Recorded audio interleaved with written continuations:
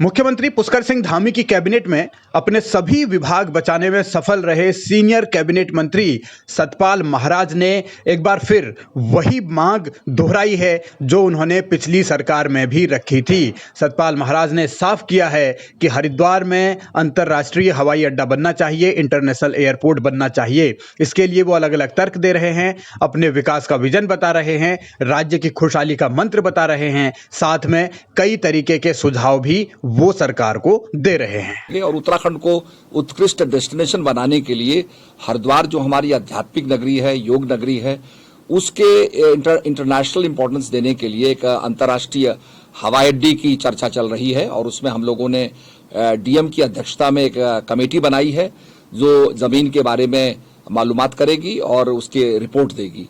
तो वो कार्य हमारा चल रहा है और निश्चित रूप में हरिद्वार में इंटरनेशनल एयरपोर्ट बनता है तो उससे Vancouver, Los Angeles, New York, London, Melbourne, Sydney और न्यूजीलैंड से सभी यात्री सीधे हरिद्वार उतरेंगे और इससे निश्चित रूप में हजारों बेरोजगारों को भी रोजगार मिलेगा।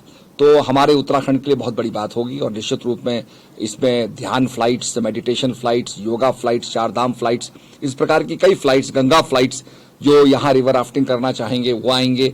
और विशेषकर जो हमारे प्रवासी भारतीय हैं जो अपने पूर्वजों की, माता पिता की भस्मी को प्रभावित करना चाहेंगे, वो भी डायरेक्टली हरिद्वार आकर के गंगा माता में अपनी भस्मी को, अपने पिताओं की भस्मी को प्रभावित कर सकते हैं। तो अपने आप में ये बहुत बड़ा पोटेंशियल है निश्चित रूप में और मैं समझता हूं कि हरिद्वार में इंटरनेशनल एयरपोर्ट बनना चाहिए। सर, राज्यपाल के अभिभाषण हरिद्वार में इंटरनेशनल एयरपोर्ट बनाने की मांग सतपाल महाराज ने पिछली बार भी की थी और इस बार भी वो दोहरा रहे हैं, लेकिन तब सुबोध उनियाल ने यह कह दिया था कि इस तरीके का कोई प्रस्ताव कैबिनेट में आया नहीं और नहीं इसकी कोई चर्चा हुई। तब ये भी बात हुई थी कि जब जॉलीग्रांट में एयरपोर्ट है तो फिर हरिद्वार में एयरपोर्ट की क्या जरूरत है और कैसे बन सकता है। हालांकि सतपाल महाराज का विजन अलग है, वो अलग नजरिए से सोच रहे हैं, लेकिन इस बार सरकार उनको कितना भाव देती है ये देखना होगा, मगर संगठन का अपना अलग नजरिया है। में हम लोगों ने सभी मंत्रीगणों के साथ बैठे थे, मुख्यमंत्री जी के।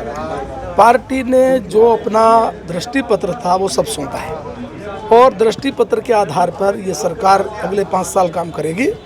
पिछला दृष्टि पत्र जो हमारा था उसके आधार पर हमने पिछले 5 साल काम करके जनता में विश्वास अर्जित किया है। उस विश्वास के आधार पर मोदी जी के मार्गदर्शन से सरकार बनी।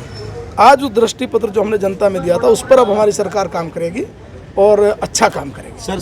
संगठन को भरोसा है कि मंत्री विजन डॉक्यूमेंट पर काम करेंगे, लेकिन सतपाल महाराज का अपना अलग विजन है और वो उसी विजन पर काम करना चाहते हैं। अब सवाल ये है कि सतपाल महाराज की मांग सरकार सुनती है या नहीं सुनती, आखिर हरिद्वार में इंटरनेशनल एयरपोर्ट बनेगा या नहीं बनेगा, ये भविष्य बताएगा।